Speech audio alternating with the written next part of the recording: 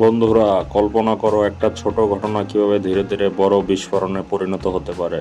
ঠিক তেমনি একটি টান টান গল্প নিয়ে এসেছে নতুন বাংলা সিনেমা প্রেসার কুকার।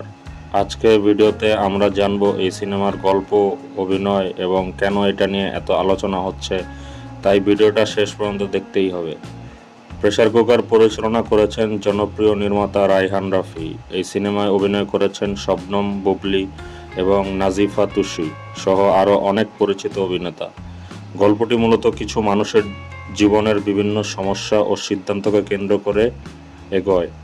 এদের জীবনে এমন কিছু ঘটনা ঘটে যা প্রথমে ছোট মনে হলেও ধীরে ধীরে পরিস্থিতি জটিল হয়ে যায়। ঠিক যেন একটা প্রেসার কুকারের ভেতরে চাপ বাড়তেই থাকে, আর এক সময় সেটা বিস্ফোরিত হয়।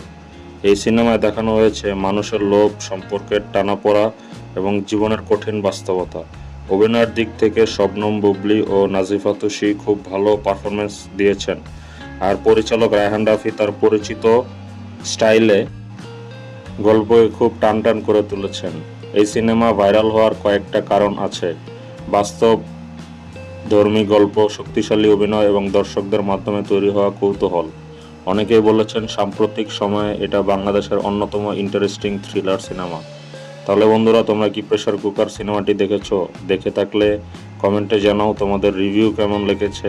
ভিডিওটা ভালো লাগলে লাইক দিও, আর এমন মুভি রিভিউ দেখতে চ্যানেলটা সাবস্ক্রাইব করতে ভুলবে না। ধন্যবাদ সবাইকে, আবার দেখা হবে পরের ভিডিওতে।